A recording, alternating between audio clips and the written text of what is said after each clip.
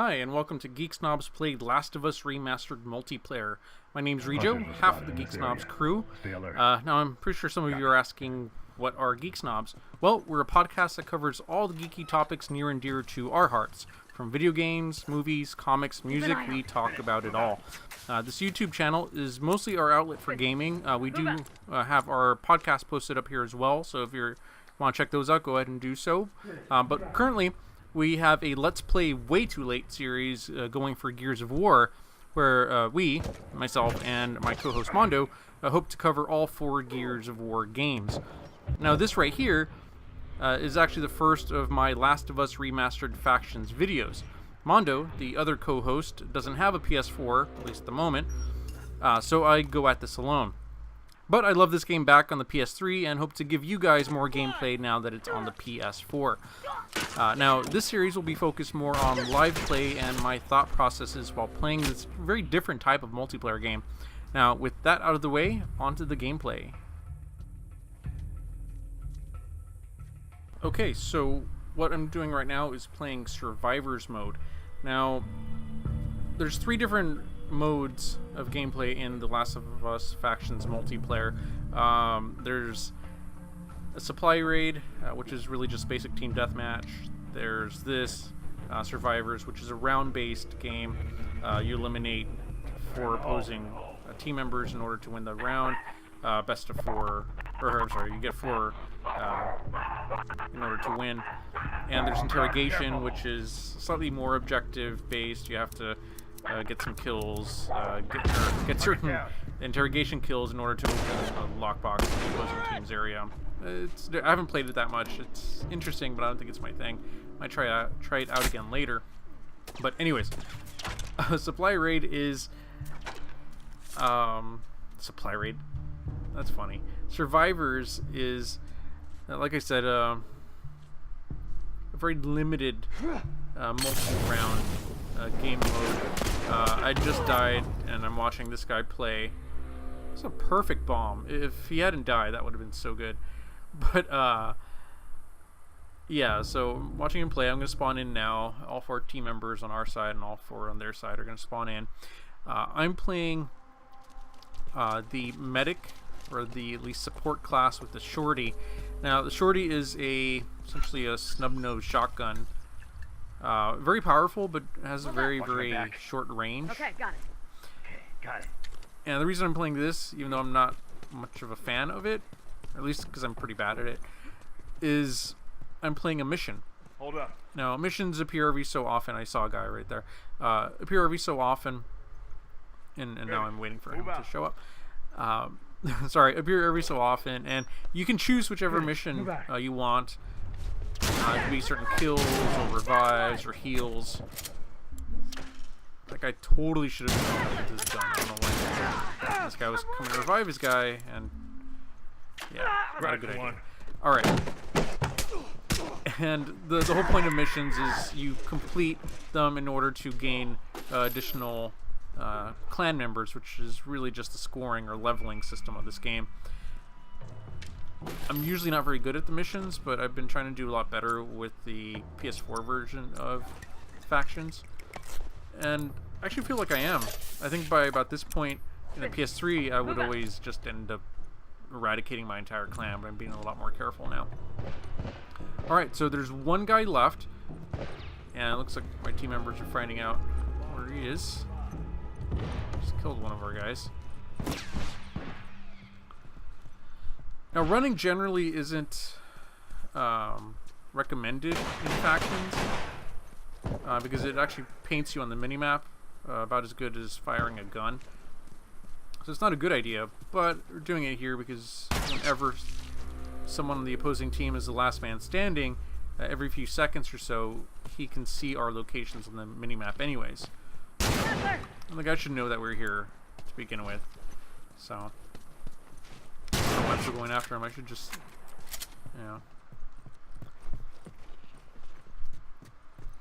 I thought he had gone down here, but yeah. See, I could maybe have been a little bit sneakier. He's also probably using his listening mode, which allows him to kind of attack the walls and tell where our positions are. That was perfect. If I'd been a little bit slower, I would have been stunned and he could have killed me, but thankfully my reflexes were quick at that point. Alright, next round starts.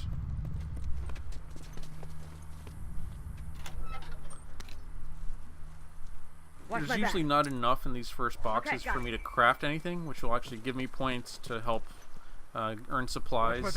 Supplies are essentially a limit you have to reach during each match in order to keep your current clan size healthy and have their bellies filled. If you don't earn enough supplies, your clan has the risk of going hungry and sick, which can reduce their numbers later on. If you start getting over the limit, which if you can see on the lower right or lower left hand side is 49, if you get over that limit, any additional amounts are counted towards new clan members that you get. Right now I have 31 out of 49, so I'm not doing too bad. I'm not the best player in factions, but I can do all right sometimes. I see a bunch of my guys are down. I could try and go pick them up, but they're really too far away for me. I'd probably put myself in danger by doing that.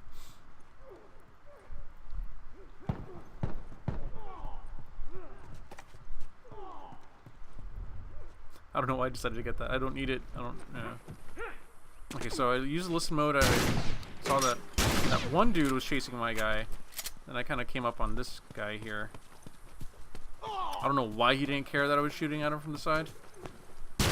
Target down. Or that I'm racing behind them like that. We wiped out those hunters. Perfect. There's like more I said, inbound. it's very powerful up close. So totally helped me on my part. I'm just not good with close range weapons. It's the same thing with Call of Duty. I stay away from shotguns and sniper rifles actually, so I'm not very good with close or long range weapons. I need a minute. Okay, got it. Keep an eye out. Now, if you notice, the supply box didn't give us very many items. They didn't give me very many items. Whenever you're winning, they start giving you less and less to kind of even the odds. The losing team actually ends up getting more items to help them craft different things like bombs, like you saw the first guy use. Molotov cocktails, which are so great. You can, whenever you craft items, this is like a short round. Whenever you craft items, it gives you supplies, which also count or can translate to great bow shot right there. But supplies, which are in the green, can also count towards your clan size. So that also helps out. Now, crafting items isn't too useful in survivors mode because nothing actually carries over to the next life. But you'll see me doing it every so often just because I want to get the points. It's, yeah. I'm a little greedy that way.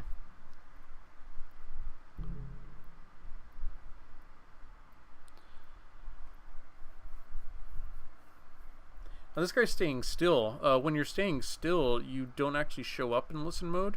You have to be walking or crouch walking, and like I mentioned before, running paints you directly on the minimap.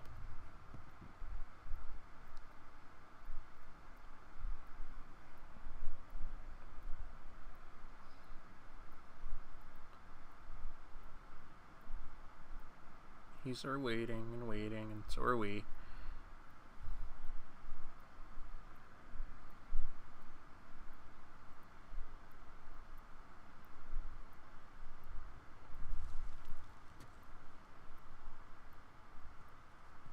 Regarding missions, since we can go back to that from the very beginning, missions always have a 3-tier system. If you don't hit the max one, you can try and hit the first or second tier, which lets you get fewer clan members in, or in worst case scenario, you lose more and more of your clanmates. With the missions that start up again. But with the missions that have the 100% risk of losing clan members, no, that's only if you don't meet the first tier of the mission. Then it moves down to I think 60, 30, and then we had I need 10% Finished. Move out. loss. Okay. Move out. Got it. So you still lose people, just not as bad. Okay, got it. That happened to me a lot on the PS3 version. I'd kind of rush in, die a lot, wouldn't get supplies, or not supplies, but wouldn't complete my missions, and yeah, my clans died out. Bullseye. I'm very good at shepherding people, I guess. One less hunt. Now I hear that guy or see that guy using listen mode, which is a weird thing to say. So I know to expect him. That's one down. One less hunter to Perfect. worry He about. was trying to get bow shots on my partner. It didn't work. Now I'm trying to bandage that guy just to get extra points. Because again, I'm selfish that way. Need a minute. Oh, so bodies that you kill also leave supplies, and those count directly towards that maximum at the end of the round. Nice work.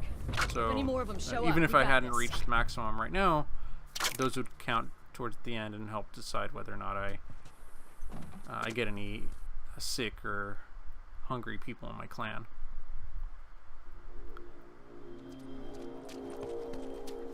So last round, we have to win this one in order to fully win the match. If they win this one, it keeps the game going a little bit longer. Again, I'm going to check to see if I can craft anything. I can't, but I have enough supplies to buy armor. Now, there's a lot of YouTube commentators Keep an eye out. that say, oh, don't buy armor. I don't subscribe to that, unfortunately, because armor lets you get a couple more hits in, or take a couple more hits more accurately. So, I mean, who wouldn't want that? That's really helpful in a game that you don't have a lot of health to begin with. Taking 2 or 3 more hits is amazing.